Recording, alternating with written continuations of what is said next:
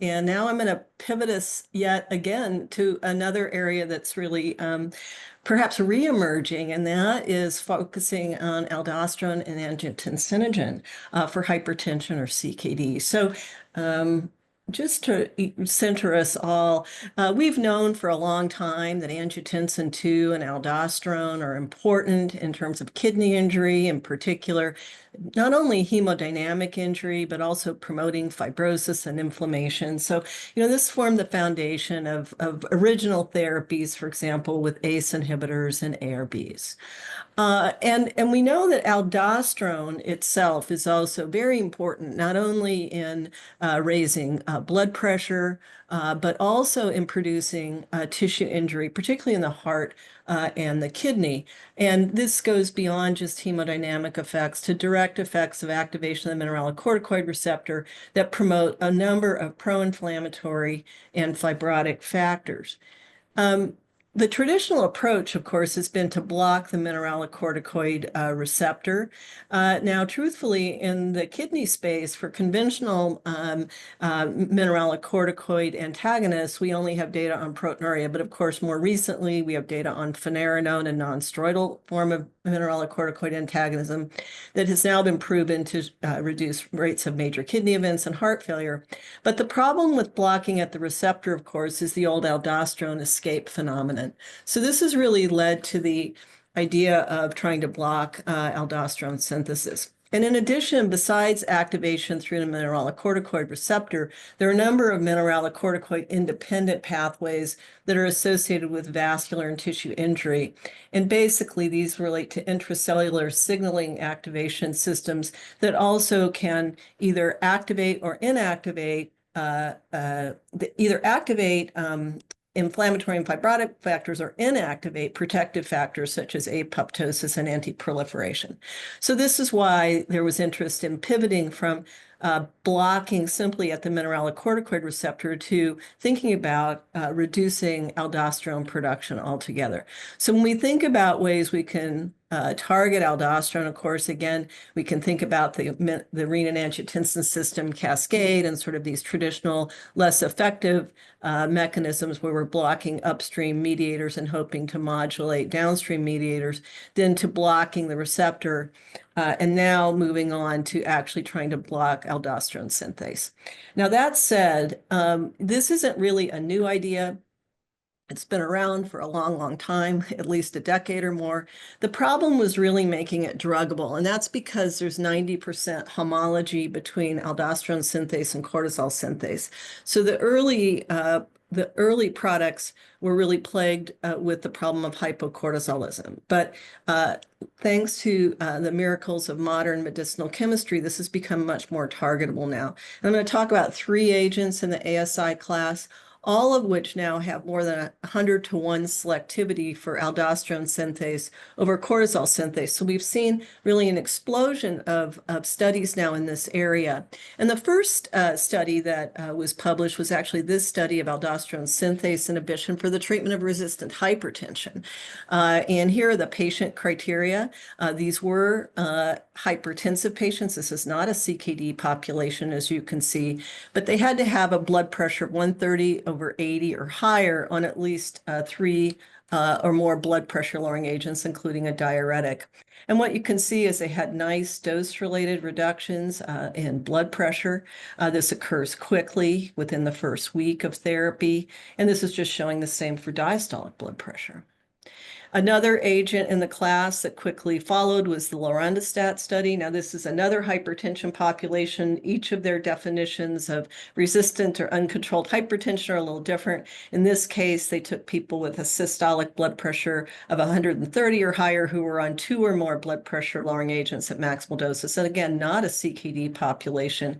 They also divided them into suppressed and non-suppressed plasma renin activity. And irrespective of plasma renin activity, activity, there were substantial reductions in blood pressure in the active treatment group compared to placebo. So showing these were very effective agents, especially in people with difficult to control hypertension. This just came out in the New England Journal this week.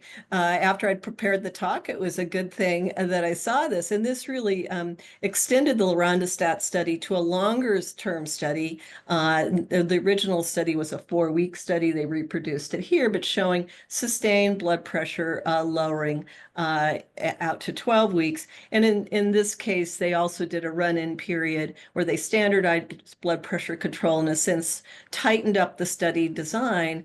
But what you can see is that with the placebo adjusted, and this is now a 24-hour average systolic blood pressure, were substantial reductions in these individuals who had so-called uncontrolled hypertension. So clearly this is moving forward. And what I will say, without going into a lot of detail, is in none of these studies did they see an excess rate of safety concerns, specifically hypocortisolism. There are mild increases in potassium, but again, in these populations without kidney disease, they may be lower risk for hyperkalemia. So the next thing I'd like to move to is the study that we did of another aldosterone synthase inhibitor that was called BI 690517, and now it has a real name. It's called vicadrostat. And this was the first study done in a CKD population. The other thing that was unique about this study is it was the first, as far as I know, randomized study of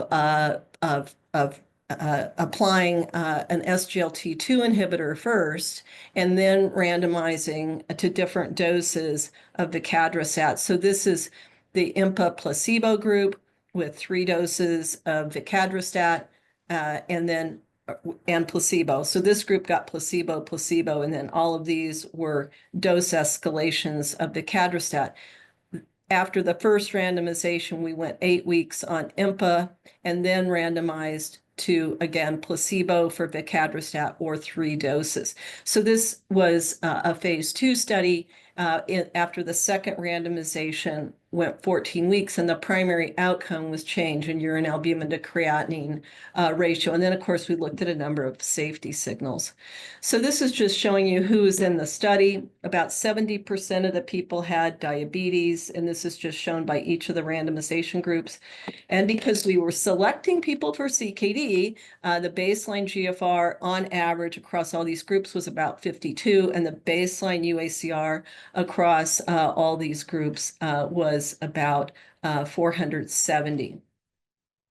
And this is the primary outcome here. So this is without IMPA in the background, showing dose-related reductions in albuminuria.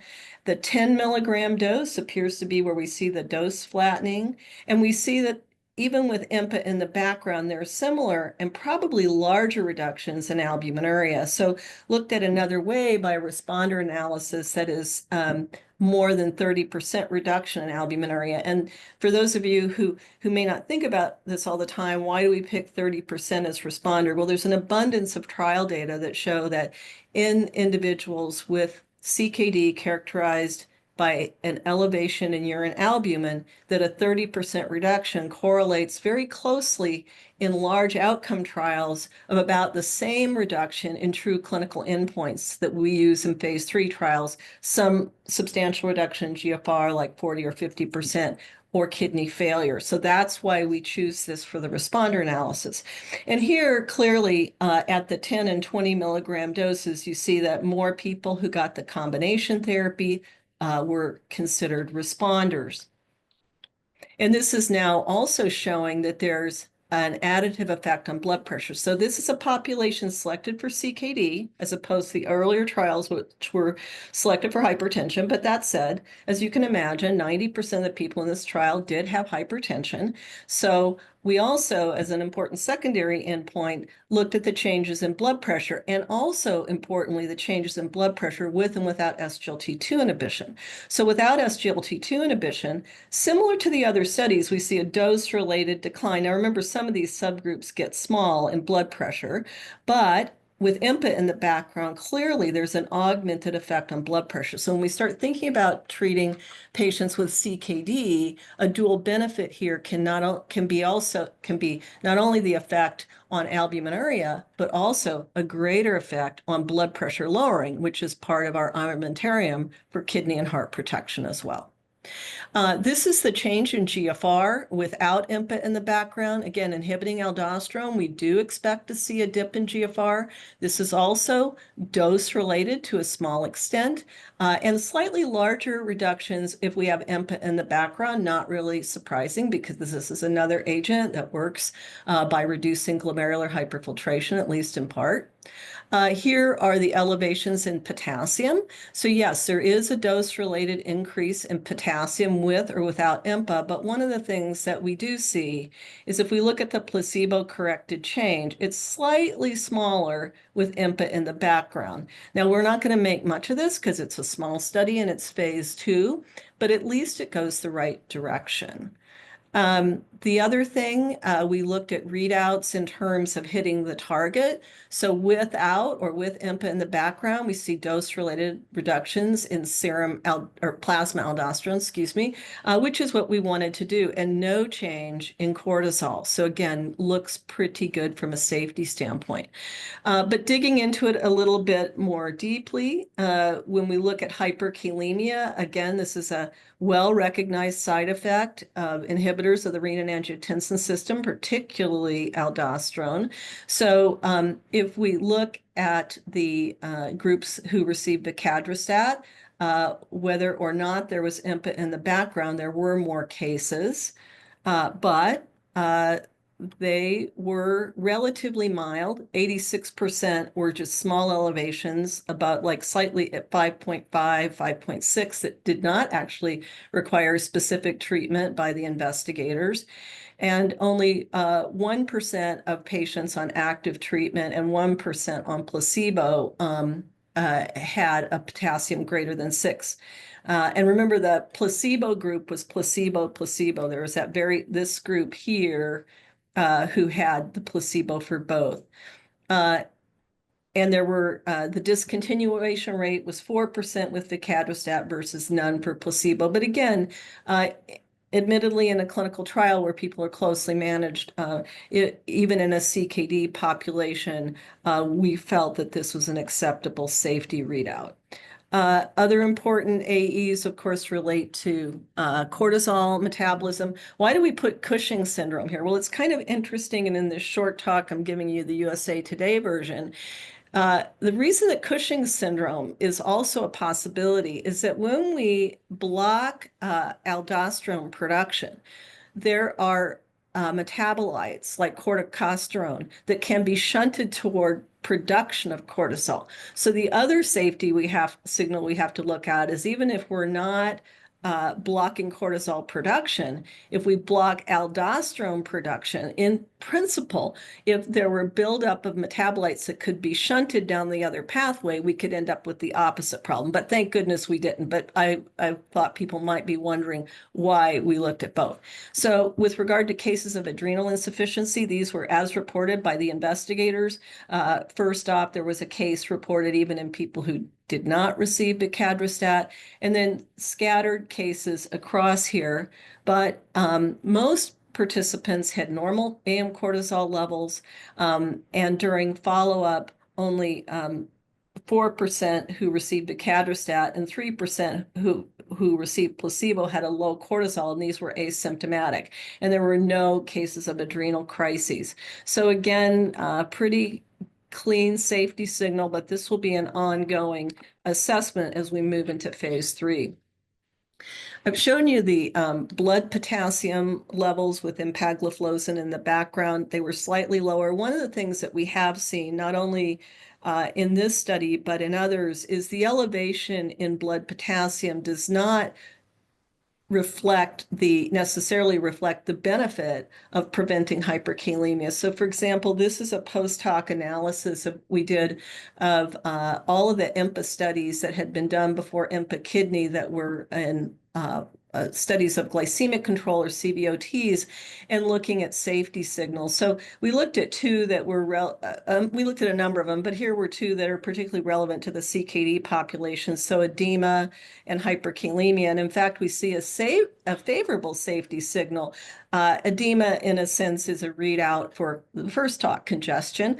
We see less edema and we see much lower rates of hyperkalemia. And this has been now corroborated in this meta-analysis from Brendan Newen, looking at a couple of CKD trials, as well as some cardiovascular outcome trials, and showing that across these trials, there's actually about a 16% lower risk of developing hyperkalemia. So as we move to combination therapies, we're moving in this direction, certainly with the hope of enhancing efficacy, like we saw the augmented albuminuria response with SGLT2 plus ASI, but we may also benefit from a safety standpoint, meaning having the SGLT2 on board may facilitate us being able to add agents, for example, that cause hyperkalemia, such as not only aldosterone synthase inhibitors, but finerenone or other mineralocorticoid antagonists.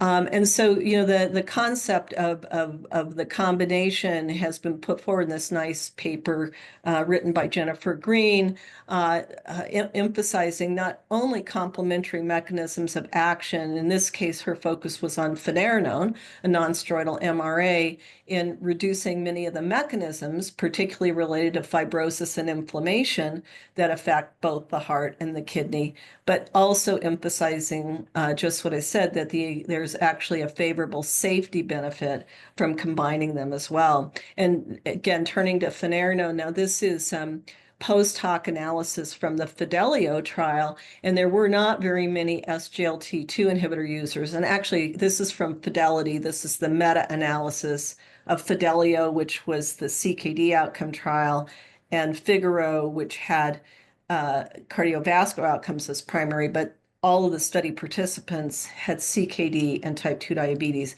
In any case, if they had SGLT2 on board, similar to what we showed with our combination treatment with ASI, there was a larger reduction in albuminuria. This, in contrast to our study, of course, is post hoc and exploratory, but now being tested in the confidence trial, which is randomizing people with type 2 diabetes, CKD, characterized by albuminuria, to initiation of IMPA plus finerenone, and that trial will read out at the European Renal Association meeting. So they will be able to tell us whether this observation carries through in a properly controlled prospective clinical trial. But back to where we're going with kidney trials. We have begun the EASY kidney trial. This is a trial of vicadrostat. Now, in a large CKD population, the sample size has recently been increased to about 12,000. And in this case, as we did in the phase 2 study, now all people will get empagliflozin in the background and then be randomized to placebo. ACEs and ARBs will be used where indicated and tolerated. We expect this will be 80 to 85% of the population. So this is going to look a lot like IMPA kidney, now adding vicadrostat.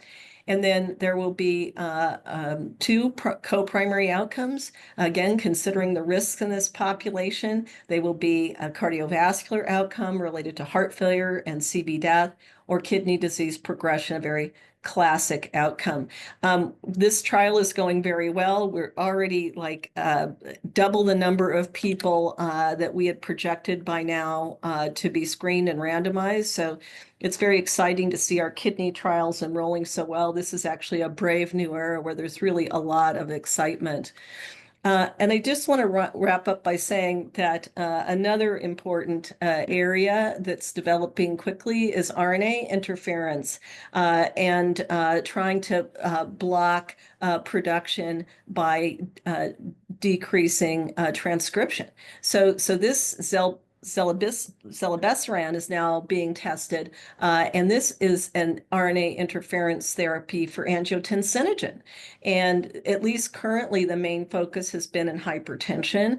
This was the phase 1 trial where after a single dose, they did a dose finding study in people who had hypertension. They saw substantial reductions that were sustained observed by 8 weeks and sustained out to 24 weeks. And the idea here is not so much to enhance efficacy, but a lot of people don't like to take pills every day. And this may be a way to have a sustained reduction in blood pressure. And this is just showing reductions in angiotensinogen in the plasma, whether by dose level and changes from baseline. And this is also showing that when they added irbesartan, there was no effect on angiotensinogen levels. And then most recently, this is the paper from the late great George Bacris, one of his last publications before he sadly left us last year, looking at the plan will be that this will be a every 6-month injection. And they, as opposed to the aldosterone synthase inhibitor trials, they just simply selected people for mild to moderate hypertension, thinking about this as an agent for sustained blood pressure control, particularly a way to treat hypertension without having to take daily medications. And this is just showing placebo versus escalating doses. And after a single injection at 3 months, really persistence. And now again, going from office blood pressures to 24-hour blood pressures. And this is just the placebo adjusted difference and really nice reductions in blood pressure. So the renin-angiotensin system isn't new, but we're taking some very new approaches that we hope will increase efficacy and perhaps safety with regard to aldosterone, especially as we move to combination therapies with SGLT2 inhibition, and even sustainability, such as blocking angiotensinogen. It also speaks to the importance of how central the renin-angiotensin system is to blood pressure control. So while we have lots of other new targets, I think the renin-angiotensin system is still very important. And now we're thinking about it differently in terms of targeting it for blood pressure control, as well as for treatment of chronic kidney disease. I would be remiss not to say that baxdrostat is also going into trials in patients with CKD who have hypertension. There's one trial with a CKD outcome and another with a heart failure outcome. Also, in addition to easy kidney, there's easy heart failure, which is also enrolling. And all of these trials are meeting or ahead of schedule on enrollment. So I'll just wrap up by saying it's still important to recognize that excess aldosterone and angiotensin II contribute to elevated blood pressure, as well as direct inflammatory and fibrotic effects in the kidney and heart.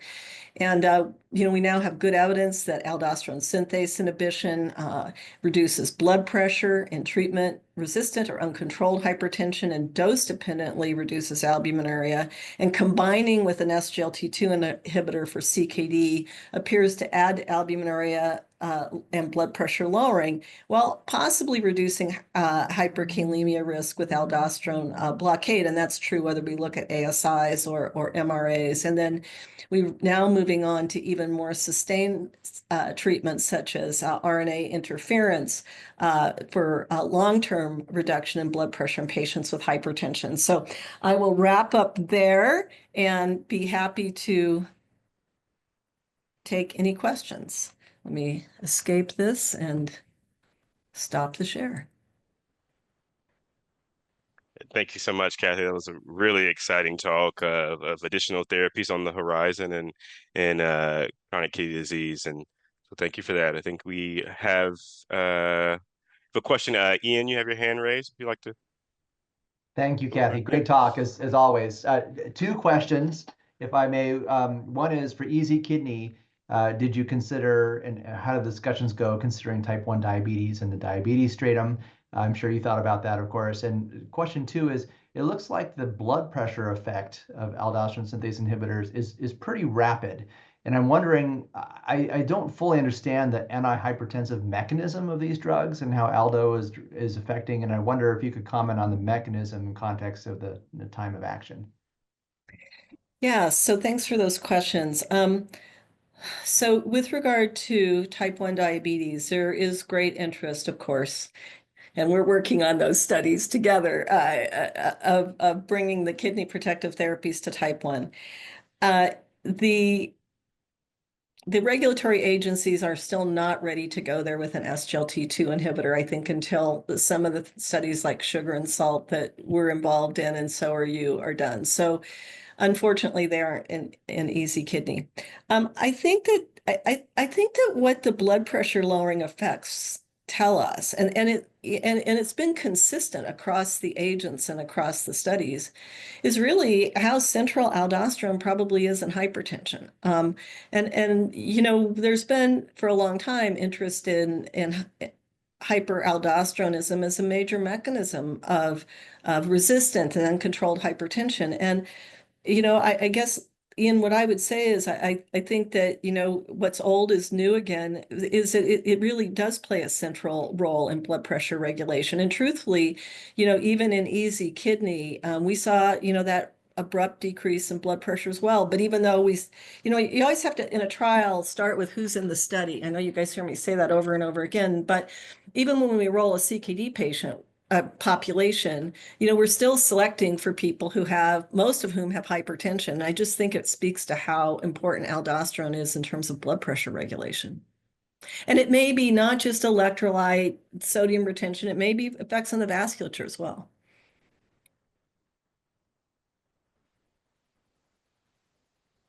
Right. Thank you. Maybe have time for maybe one or two more questions or comments if anyone has any.